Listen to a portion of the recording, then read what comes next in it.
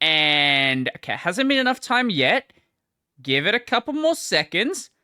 I can now say fuck. I'm not monetizing this channel anyway. But YouTube decided to do something actually good for once. I know, considering, getting rid of dislikes, uh, just the YouTube studio being, well, the YouTube studio it currently is, and all manner of other changes that YouTube tends to make, it's very rare that I can say that the platform genuinely, that's the word, genuinely makes a good change. You had the actual shorts revenue split where, you would make money. It's not good money, but you would make money from shorts. And now they actually reverted something that people were not very happy about. This comes from Creator Liaison, who posts things that come from YouTube internally. YouTube doing video, like the videos that nobody actually sees that YouTube uploads. Like they will upload videos to their channel, to the studio, things like that. They'll get like 3,000 views. This page, just gets that information out there. As of today, all curse words are no longer treated the same. So, under the new policy, if you dropped, an N bomb, if you said fuck, if you said butthole, all of these are treated the same way. Now, they're not. This is sensible. Like, imagine your video, like, this is how ridiculous it was. You can just be saying, like, very light profanity, like hell, like butthole, like that's treated as if it's like a gangster rap music video. Like that, those are two very different things. Like if your interest is on the effect that profanity is going to have, which I think is just dumb to begin with. Like I really don't see any reason to try to restrict it. Like it's just, yeah.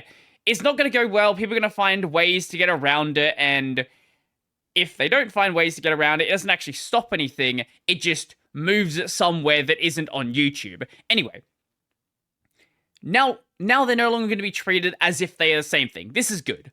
Moderate profanity anytime can get the green icon. So green icon being the video is monetized. So as it stood with the policy they introduced in January, you could be monetized if you did use a lot of profanity, but it was sort of like a lot harsher in how they were approaching it. Like, they were sort of really really cracking down, that's the word, cracking down on how much you could swear, which is dumb, also because there is YouTube Kids. Like, I get it. I think that's dumb as well. Like, kids are going to hear profanity at some point. I don't really care about profanity. It doesn't really matter. I swore as a kid. Most people swear as a kid. You'll, find out profanity about some point. But if you're going to care about profanity in this idea of, it's offensive, things like that, you have YouTube Kids. YouTube Kids is the place where that shouldn't exist. Fair. But regular YouTube, when there are, once again, when there are gangster rap videos on YouTube, you can't really say that, like, saying fuck is that bad when there's so much worse on the platform. I don't think gangster rap is bad, for the record, but like when there's so much worse in that regard, just basically saying fuck in a video doesn't really matter. F-bomb in the first 7 seconds. I don't know if this is just an F-bomb or they include other. Probably if you drop an N-bomb. Probably if you say a couple other words. But F-bomb in the first 7 seconds. I thought it was for 15 seconds. Or repeatedly can receive limited ads. So if you swear at the start, you can still be monetized, but it'll be reduced monetization. So I do think this idea is kind of dumb. Like, the reason why they care so much about the first 7 seconds, I think before there was something, maybe it's the violence guideline they have where it's first 15 seconds. The reason why they care so much about the first couple of seconds is this is when most people click off a video. I can show you my metrics, actually. We'll pick a video that actually did well. Let's see. Okay, when YouTube is going to load. Now, It was working fine just before, and now that I actually want to demonstrate something, nope, nope. Now, okay, there we go. Now it's gonna work. This video, yeah, that'll work. Analytics. What do we want? Audience? What is it under? Engagement. Yes, engagement. Here we go. So, this graph here shows you like when people click off a video, like how far they watch through it, things like that. 22% watched all the way to the end. Jesus Christ. So if you see here, actually, if you're listening, you won't see it, but for anyone seeing this, the bar starts at 100%. It actually starts at 101 because their metrics are broken and they can never actually count them properly. But it starts at 100%, assuming it works. And then within the first, within the first 10 seconds, 15% of people already click off the video. Within the first, let's say, minute, 25% have already clicked off. And generally, videos trend down the longer they go. You usually want this to be sort of as flat as possible. But this is a pretty typical graph. I can show you another one for... Actually, let's go with the video that did... Let's go with, like, my top video. I think it was the LTT video. One of the LTT videos. Oh my god, it's actually going to take forever. Here we go. No, it was the... It was a different video, but related to LTT. Let's go with the LTT video and also my top video then. So if we go to engagement and engagement over here. Yeah, okay, here we go. So this is my video about when PopOS fixed the bug that was brought up in the LTT video. Basically the same graph. This one did fall down a little bit quicker. I wasn't as good as at making videos back then. Also, I had like a hard drop off at the end because I used to have a really long outro that I've sort of smoothed out now. And yeah. And then this video. Okay, this video is really good in this regard. So I had an average watch time of 8 minutes. I was going to say 8.5 minutes, then I forgot how many seconds are in a minute. This is a really good graph. Now, some of these jumps here are probably from timestamps in a video, maybe someone like jumping back in a video, things like that. This is what you ultimately want. This is probably what it looks like in a MrBeast video. Mine, generally not that good, but still not like dropping off hard. Either way, the point I was getting at here is no matter what the video is, even this video, which, you know, did do really well, like, a lot of people dropped off. It actually dropped off harder than some of the videos that just maintained longer.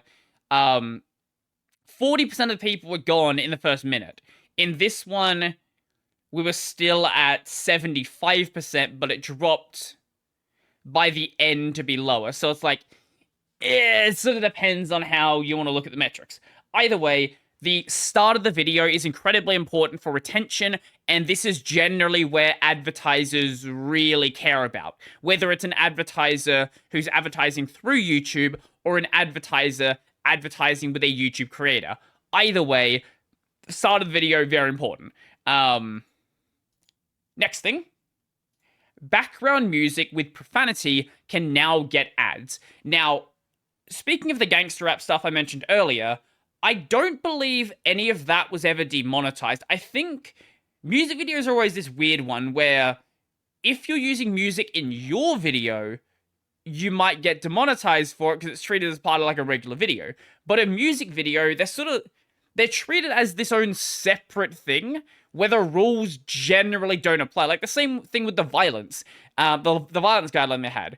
There's a lot of music videos that are incredibly violent, but I don't think any of them ever got demonetized. There's a lot of gangster rap videos where they're just, you know, they're gangster rap. So they're full of profanity, which I don't think ever got demonetized.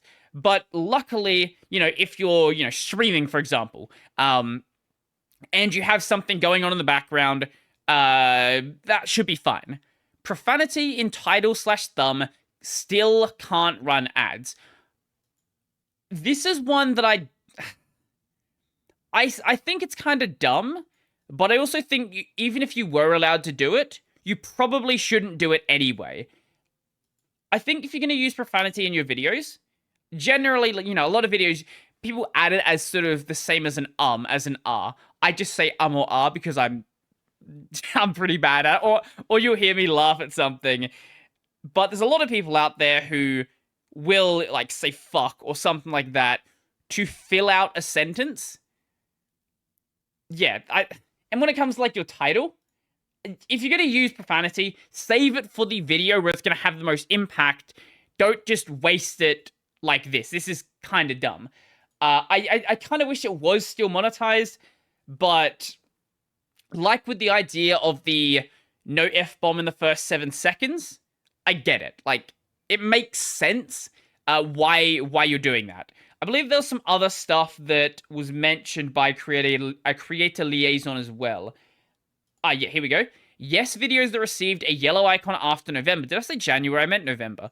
After the November update will be re-reviewed by March 10th, and if they go green after this update, that new status will be reflected in Studio. So this is going to be applied retroactively, like the last policy was applied retroactively. Basically, they're mostly reverting what they did.